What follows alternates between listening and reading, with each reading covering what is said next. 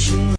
Can you say loaded potato? Holy moly. Welcome to the Nautical Ventures Weekly Fisherman Show. Hey-o. You're number 18 going on. Joe Hector, my man to the right, you had one spectacular time this time last weekend, my brother. Man, talk about the ups, the downs, the drama, the fish, everything. It was insane. Saw the photos. I mean, almost a massive record catch for you guys. Yeah. Close to a bunch of different pounds of fish, right? Yeah, man. Over 77 pounds for the winner. And we'll talk about who that is. We've got so much coming up. Sean Rolls, who won the tournament, our great friend Sean Rolls. Yeah. We're giving you this extra time today, okay? Yeah. Tyler O'Neill. Oh. Dude caught a swordfish. If you guys are brand new to the show and haven't heard about the news, he caught a swordfish in a kayak.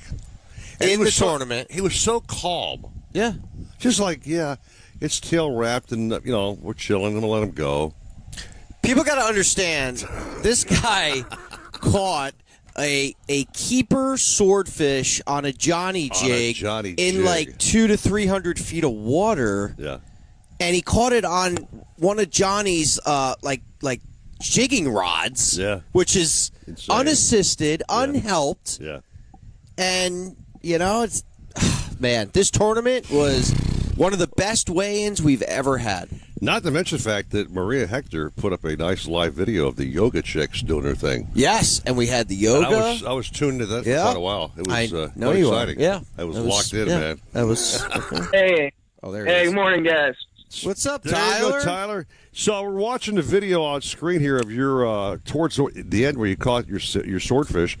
Talk about your experience. Just go for it, man. It's all you. Talk about it.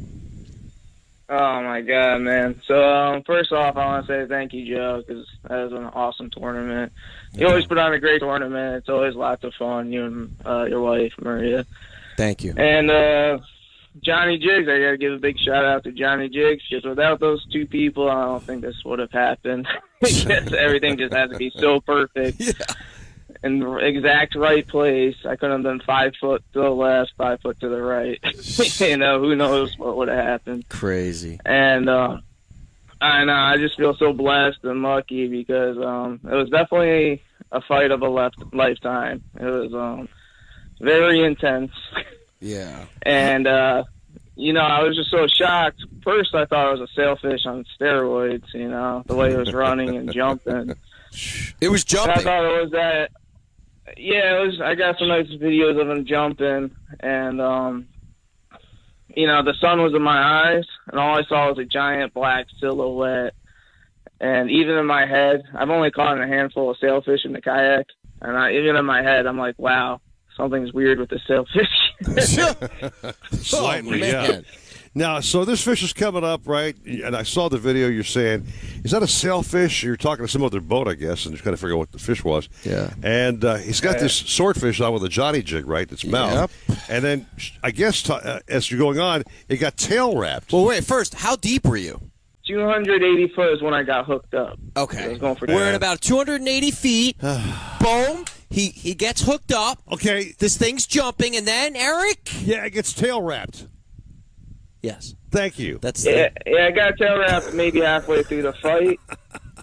And this is when I'm really like, what is going on? It feels like I'm fighting a shark. And wow. It's just 30 minutes of him just fighting down. I'd bring him up a little bit, and then he would just run down. And it was back and forth with me and him. And I'm not 100% sure what it was until I touched that bill. That's amazing. Yeah, it feels like a sword. It's sharp. And I'll tell you one thing. Yeah, I didn't know how flat they were. Yeah. And at first, I was like, is this a marlin? I cut that part out.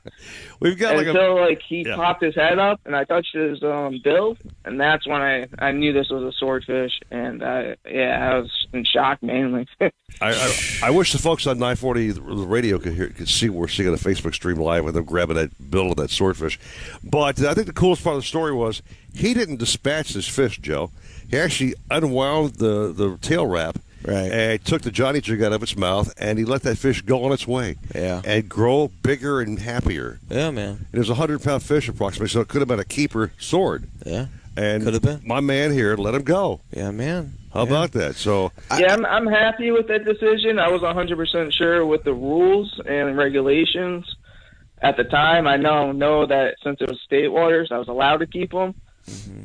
And the only reason why I was considering keeping him was because I wasn't sure if he was going to make it being tail wrapped. Right. But he did kick off, so I am happy with the decision of letting him go. Would that fish have won any kind of a prize, Joe? I mean, we would have given him something.